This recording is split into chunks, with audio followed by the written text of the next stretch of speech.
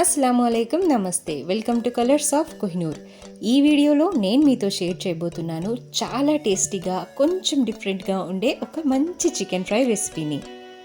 ఈ chicken fry ఏ కూరకైనా side డిష్గా చాలా బాగుంటుంది. దీనికోసం మనం ముందుగా తీసుకోవాలి మసాలాలు. ఇక్కడ నేను తీసుకున్నాను 1/2 టేబుల్ స్పూన్ సోంపు, 1/2 టేబుల్ స్పూన్ జీలకర్ర, అలాగే 4 లవంగాలు, 1/2 టేబుల్ స్పూన్ మిరియాలు, ఇంకా 1 టేబుల్ స్పూన్ ధనియాలు, 3 యాలకులు, అలాగే 2 బిర్యానీ ఆకులు, ఇంకా ఒక చిన్న ముక్క దాల్చిన చెక్క. వీటన్నిటిని కూడా బాగా ఫ్రై చేసుకోవాలి. అలాగే ఎండు మిరపకాయలను కూడా మన కారానికి తగినట్లు ఇందులో వేసుకోవాలి. ఇప్పుడు ఇందులోకి నేను వేస్తున్నాను కరివేపాకును. ఇక్కడ నేను ఒక 5 కొమ్మల కరివేపాకును తీసుకున్నాను. వీటన్నిటినీ కూడా మనం లో ఫ్లేమ్లో బాగా ఫ్రై చేసుకోవాలండి. కరివేపాకు మంచి క్రిస్పీగా రావాలి, అంతవరకు మనం వీటిని ఫ్రై చేసుకోవాలి.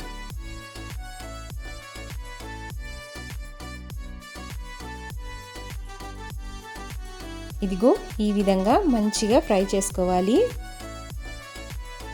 లో ఫ్లేమ్లో మనం బాగా ఫ్రై చేసుకుంటే అస్సలు మాడిపోకుండా మంచి టేస్ట్తో, అలాగే మంచి సువాసనతో ఉంటుందండి.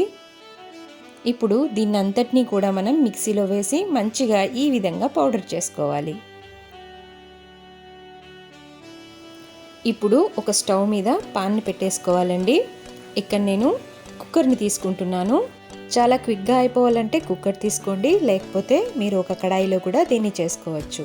ఇప్పుడు ఇందులోకి నేను తగినంత నూనెను వేసుకుంటున్నాను. ఈ నూనెలోకి జీడిపప్పులను వేసి వేయించుకుంటున్నాను. ఈ జీడిపప్పులన్నీ కూడా గోల్డెన్ బ్రౌన్ కలర్ వచ్చేంత వరకు బాగా వేయించుకొని పక్కన తీసి పెట్టేయాలి.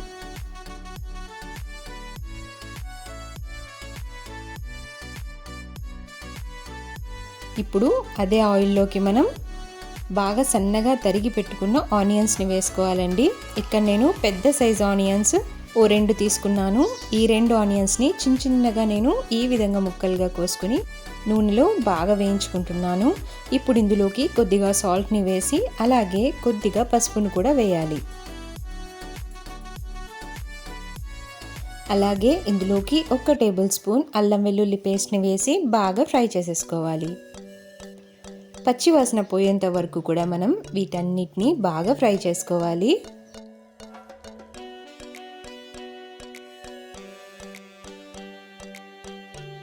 ఇప్పుడు ఇందులోకి ఒక పెద్ద సైజ్ టమాటాను చిన్న చిన్న ముక్కలుగా కట్ చేసుకొని ఆ ముక్కల్ని ఇందులో వేసుకొని బాగా ఫ్రై చేసుకోవాలి. టమాటా ముక్కలన్నీ కూడా మంచిగా మెత్తబడేంత వరకు మనం బాగా ఫ్రై చేసుకోవాలి. టమాటా ముక్కలు బాగా మెత్తబడిన తర్వాత ఇందులోకి కడిగి పెట్టుకున్న చికెన్ను వేసుకోవాలి. ఇక్కడ నేను దాదాపు ఒక 700 గ్రామ్స్ చికెన్ను తీసుకున్నాను.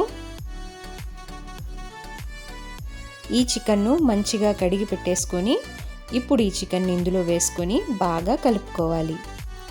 ఈ చికెన్ కూడా మంచిగా ఆయిల్లో ఫ్రై అయిపోవాలండి. దీనివల్ల మనకు చికెన్ అనేది ఎలాంటి నీసు వాసన రాదు.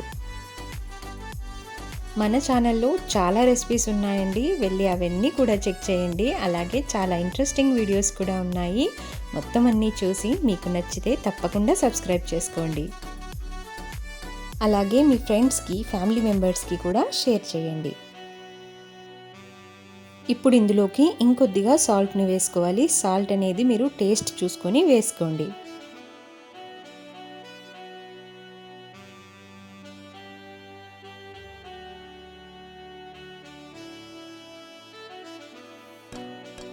ఈ విధంగా చికెన్ అంతా కూడా బాగా ఆయిల్లో ఫ్రై అయిన తర్వాత మనం పౌడర్ చేసి పెట్టుకున్నాం కదండి మసాలా, ఆ మసాలాలో సగం మసాలాను ఈ చికెన్లోకి వేసేసి మొత్తం అంతా బాగా మిక్స్ చేసుకోవాలి.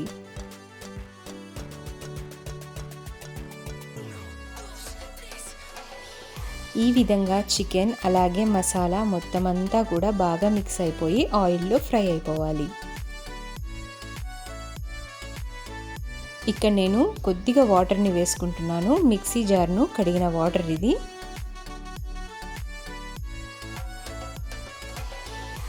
ఈ విధంగా కొద్దిగా వాటర్ని వేసుకొని మనం మొత్తం చికెన్ అంతా కూడా బాగా కలుపుకోవాలండి. కలిపేసి దీనికి మూత పెట్టేసి మనం చికెన్ ఉడికేంత వరకు విజిల్స్ని పెట్టుకోవాలి.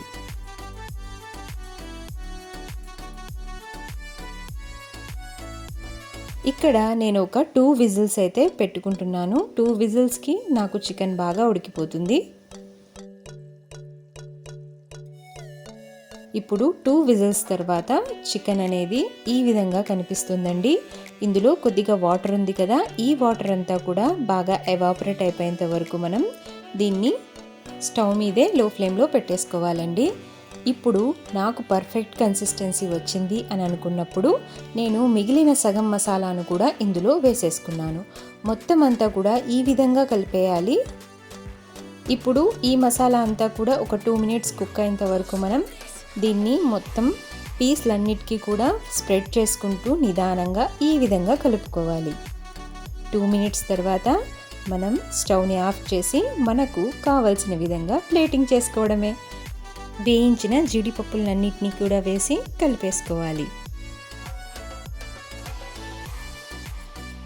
చాలా ఈజీ కదండి, చాలా టేస్టీగా కూడా ఉంటుంది. మీరు కూడా ట్రై చేసి చూడండి. నా ఛానల్ని సబ్స్క్రైబ్ చేసుకోవడం అస్సలు మర్చిపోకండి.